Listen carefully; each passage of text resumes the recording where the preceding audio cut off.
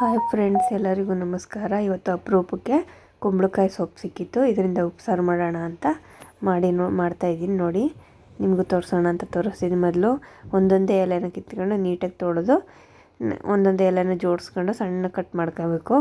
ದಪ್ಪ ಕಟ್ ಮಾಡ್ಕೊಂಡ್ರೆ ಏನೂ ಆಗಲ್ಲ, ಸಣ್ಣ ಕಟ್ ಮಾಡ್ಕೊಂಡ್ರೆ ತುಂಬ ಚೆನ್ನಾಗಿರುತ್ತೆ. ನೋಡಿ, ಕಟ್ ಮಾಡಿ ಸೈಡ್ಗೆ ಎತ್ತಿಟ್ಕೊಂಡಿದ್ದೀನಿ. ನೆಕ್ಸ್ಟ್ ನಾನು ಒಂದು 50 ಗ್ರಾಮ್ ತಣ್ಣಿ ಕಾಳು ತಗೊಂಡಿದ್ದೀನಿ. ಅಲಸಂದೆ ಕಾಳು ಅಂತಾರಲ್ಲ ಅದನ್ನು. ಅದು ಹಸಿ ಕಾಳು ಸಿಕ್ಕಲಿಲ್ಲ ಅಂತ ಒಣಗಿರೋ ಕಾಳು ತಗೊಂಡು ಹುರ್ಕೋತಾ ಇದ್ದೀನಿ. ನೋಡಿ, ಇದು ಕಲರ್ ಚೇಂಜ್ ಆಗೋ ಥರ ಚೆನ್ನಾಗಿ ಹುರ್ಕೋಬೇಕು. ನೋಡಿ, ಈ ಥರ ಕಲರ್ ಚೇಂಜ್ ಆಗೋ ಥರ ಚೆನ್ನಾಗಿ ಹುರ್ಕೊಂಡು ಸೈಡ್ಗೆ ಇಟ್ಕೊತಾ ಇದ್ದೀನಿ. ನೆಕ್ಸ್ಟು ಅದೇ ಒಂದು ಕುಕ್ಕರ್ಗೆ ಸ್ವಲ್ಪ ಎಣ್ಣೆ ಹಾಕಿ, ಎಣ್ಣೆ ಕಾದ್ಮೇಲೆ ಮತ್ತು ಸಾಸಿವೆ, ಬೆಳ್ಳುಳ್ಳಿ ಹಾಕ್ತಾಯಿದ್ದೀನಿ. ಇದು ಬೇಕು ಅಂದರೆ ಜೊತೆಗೆ ಹಸಿಮೆಣ್ಸಿಕಾಯನ್ನು ಹಾಕೋಬೋದು. ನಾನು ಹಸಿಮೆಣ್ಸಿಕಾಯಿ ಹಾಕ್ತಾಯಿಲ್ಲ, ಯಾಕಂದರೆ ಹಸಿ ಖಾರ ಇದೆ ಅದಕ್ಕೆ. ಇವಾಗ ಇದಕ್ಕೆ ಬೆಳ್ಳುಳ್ಳಿ ಚೆನ್ನಾಗಿ ಫ್ರೈ ಆದಮೇಲೆ ಇದಕ್ಕೆ ಕಟ್ ಮಾಡಿ ಎತ್ತಿಟ್ಕೊಂಡಿರೋ ಸೊಪ್ಪು ಮತ್ತು ಹುರಿದು ತೊಳೆದು ಇಟ್ಕೊಂಡಿರೋಂಥ ಕಾಳನ್ನ ಹಾಕಿ ಚೆನ್ನಾಗಿ ಫ್ರೈ ಮಾಡ್ಕೊಂಡು ಇದಕ್ಕೆ ರುಚಿಗೆ ತಕ್ಕಷ್ಟು ಉಪ್ಪು ಮತ್ತು ನಮಗೆ ಎಷ್ಟು ನೀರು ಬೇಕೋ ಅಷ್ಟು ನೀರನ್ನ ಹಾಕಿ 1-2 ವಿಸಲ್ ಕೂಗಿಸ್ಕೋಬೇಕು.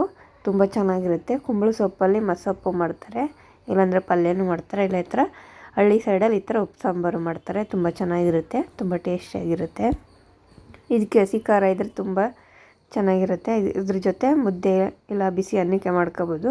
ನಾನು ಮುದ್ದೆ ಮಾಡಿರಲಿಲ್ಲ ಇವತ್ತು, ಬಿಸಿ ಅನ್ನಕ್ಕೆ ಸರ್ವ್ ಮಾಡ್ತಾಯಿದ್ದೀನಿ. ನೋಡಿ, ಇವಾಗ ಬೆಂದಿದೆ, ಕಾಳೆಲ್ಲ ಬೆಂದಿದೆ. ನೋಡಿ, ಕಾಳು ಹುರಿದ್ಬಿಟ್ಟು ಹಾಕಿದ್ರೆ ಬೇಗನೆ ಬೇಯುತ್ತೆ ಮತ್ತು ಟೇಸ್ಟು ಚೆನ್ನಾಗಿರುತ್ತೆ ಅಂತ ಹುರಿದ್ಬಿಟ್ಟು ಹಾಕೋದು. ನೋಡಿ, ಇವಾಗ ಬಿಸಿ ಅನ್ನಕ್ಕೆ ನಾನು ಹಾಕೋತಾಯಿದ್ದೀನಿ. ಇವಾಗ ಇದ್ರ ಜೊತೆ ಹಸಿ ಖಾರ, ರೆಡ್ ಖಾರಗಿಂತ ಹಸಿ ಖಾರ ತುಂಬ ಚೆನ್ನಾಗಿರುತ್ತೆ. ಹಸಿಮೆಣ್ಸಿಕಾಯಿ ಖಾರ ಒಂದು ಸಲ ಮಾಡ್ಕೊಂಡು ನೋಡಿ, ತುಂಬ ಚೆನ್ನಾಗಿರುತ್ತೆ.